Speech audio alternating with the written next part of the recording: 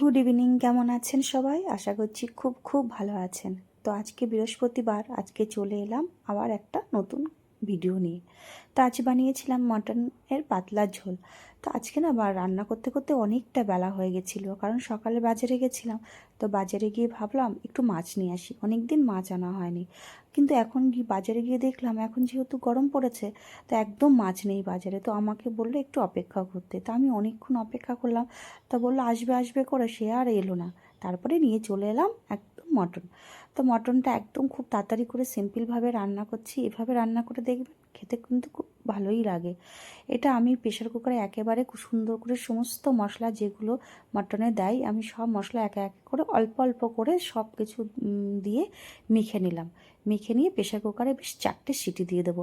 এর মধ্যে ছিল আদা রসুনের পেস্ট, পেঁয়াজ, লঙ্কার গুঁড়ো, আর ছিল একটু ধনের গুঁড়ো আর জিরে বাটা। সমস্ত অল্প অল্প পরিমাণে, যে মানে পুরো রান্নাটা যেটা হবে তার হাফ পোর্শন আমি ওটাই দিয়ে প্রেশার কুকারে বেশ 4টে সিটি দিয়ে দেবো।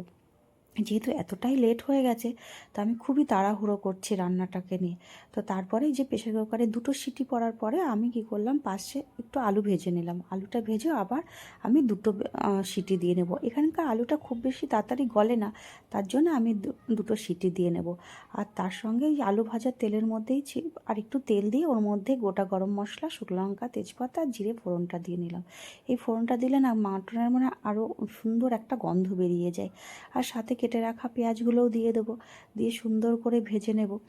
তো একদম পেঁয়াজগুলো যেহেতু ওখানে দিয়েছি, তার জন্য এখানে আমি পেঁয়াজটা একটু কম দিয়েছি। আমার কিন্তু 1 কেজি মটন ছিল।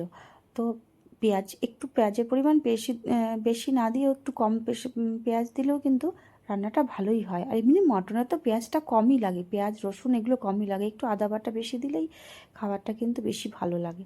তো যাই হোক, আমি খুব তাড়াহুড়ো করে রান্না করছি, একদম দেরি হয়ে গেছে, তখন প্রায় 2টোর উপরে হয়ে গেছিলো।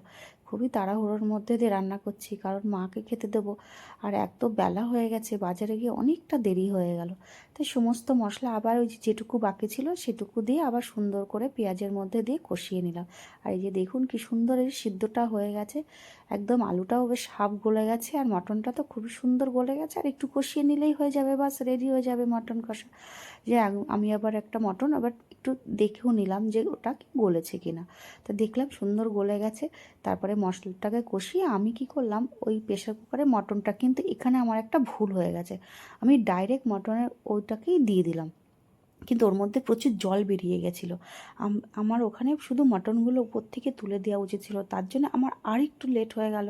ওই জলটাকে টেনে নিয়ে আবার সুন্দর করে কষিয়ে নিয়ে পাশে গরম জল করে রেখেছিলাম, সেটাকে আবার একটু দিয়ে ফুটিয়ে নিলাম। তো একটু তো সময় লাগে, আর এই মটন করতে তো একটু সময় লাগেই। তো যাই হোক, প্রেশারে দেওয়ার জন্য আমার একটু তাড়াতাড়ি হলো, কিন্তু হলো ঠিকই, কিন্তু ওই জলটার জন্য আমার আবার সেই দেরিটাই হয়ে গেল। তো যাই হোক, এই যে পাতলা পাতলা লাল লাল মটনের ঝোল দেখুন কি দারুণ লাগছে না দেখতে। খেতেও কিন্তু দুর্দান্ত হয়েছিল, গরম গরম ধোয়া ওটা ভাতের সঙ্গে এরকম একদম পাতলা পাতলা মাটনের ঝোল খুব ভালো হয়েছিল খেতে। এইভাবে করে দেখবেন, এইভাবেও কিন্তু খুব ভালো লাগে। খুব তাড়াহুড়োর মধ্যে সবসময় আমরা কড়াইতে কষিয়ে টষিয়ে আমরা রান্না করতে পারি না। তো দারুণ হয়েছিল দেখতেও, দেখুন কি দারুণ হয়েছে, মাংসগুলো কিন্তু একদম গলে যায়নি, খুব সুন্দর হয়েছিল। তো এই ছিল আজকে আমার দুপুরে রান্না বান্না।